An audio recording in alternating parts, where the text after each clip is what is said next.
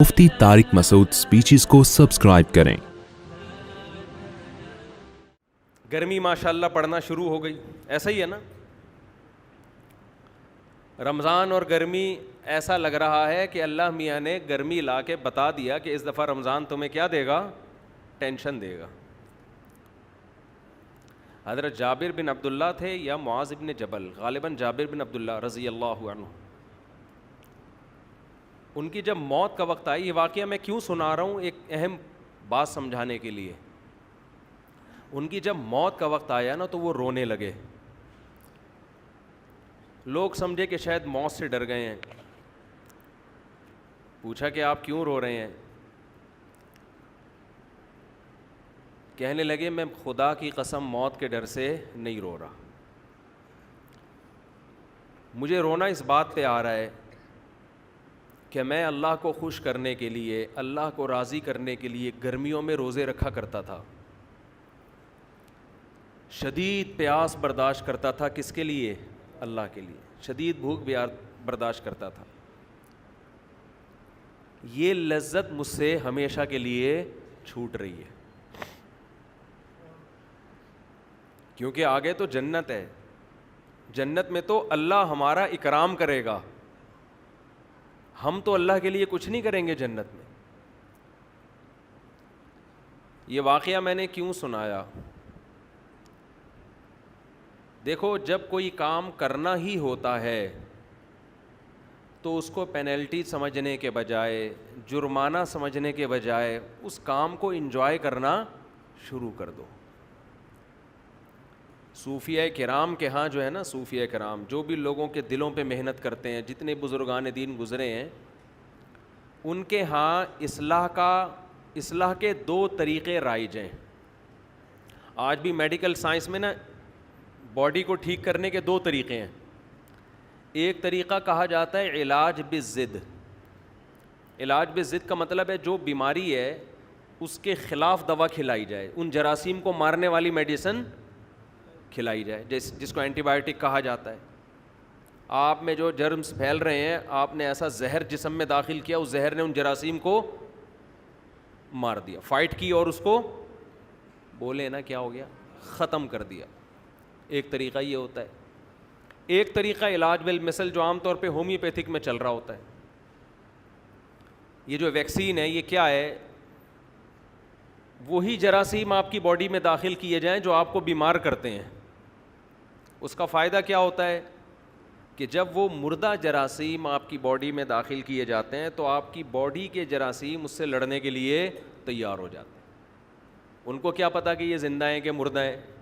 مردہ نہیں بھی ہوتے تو بڑے ادھموئے ہوئے ہوتے ہیں نا۔ جیسے آپ نے اپنے بیٹے کی فائٹ کرائی کسی کمزور سے، محلے کے کمزور لڑکے کے ساتھ، بچہ جیت گیا، آہستہ آہستہ اس میں کانفیڈنس پیدا ہونا شروع ہوا۔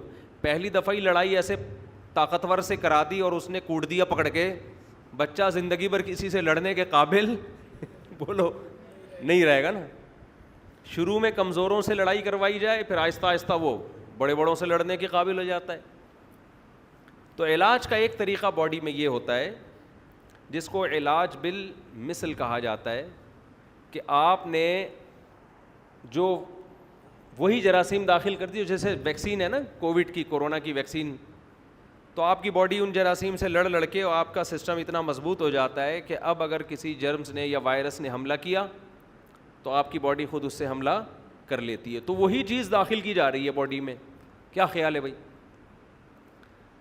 تو اہل اللہ جب علاج کرتے ہیں نا دلوں کا، کہ آپ سے گناہ چھوٹ جائیں، آپ کے دل میں آپ شریعت کے فرائض و واجبات پورے کرنا شروع کر دیں، تو اس کا ایک طریقہ یہ ہوتا ہے کہ آپ کے دل میں اللہ کا خوف پیدا کیا جائے،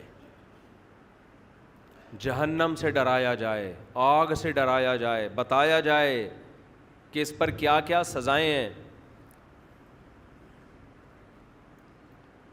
اس سے یہ ہوتا ہے کہ جب آپ گناہ کے قریب جاتے ہیں آپ کانپنے لگتے ہیں، خوف طاری ہو جاتا ہے آپ کے اوپر۔ جب آپ رمضان کا روزہ چھوڑنے لگیں گے آپ پر خوف طاری ہو جائے گا اس سے آپ گناہ سے بچ تو جائیں گے, شریعت کے حکم کو پورا تو کر لیں گے, لیکن حکم پورا کرنے میں مزہ بولیں نہیں آئے گا. خوف کی وجہ سے بھی انسان کام کر لیتا ہے, لیکن کام میں جان پیدا نہیں ہوتی. کچھ طلباء وہ ہوتے ہیں جو ایگزام کی تیاری کے لیے پڑھتے ہیں, انہیں پڑھنے کا شوق بالکل بھی نہیں ہوتا, ڈر ہوتا ہے کہ کل فیل ہو جائیں گے, ابا سے مار پڑے گی, یہ ہو جائے گا وہ ہو جائے گا. وہ بھی پڑھ لیتے ہیں, لیکن جب وہ کتاب سامنے رکھ کے بیٹھتے ہیں تو انہیں خوشی نہیں ہوتی, بلکہ ان کو تکلیف کہ کب اس عمل سے ہماری جان چھوٹے گی. سمجھتے ہو؟ یہ لوگ زیادہ ترقی نہیں کر پاتے, یہ دھکے دے دے کے چلتے رہیں گے, ایک دن بیزار ہو کے بھاگ جائیں گے. اور ایک طریقہ یہ ہوتا ہے کہ آپ جو کام کر رہے ہیں, جو ذمہ داری آپ کو دی گئی, اس میں آپ کی دلچسپی پیدا ہو جائے,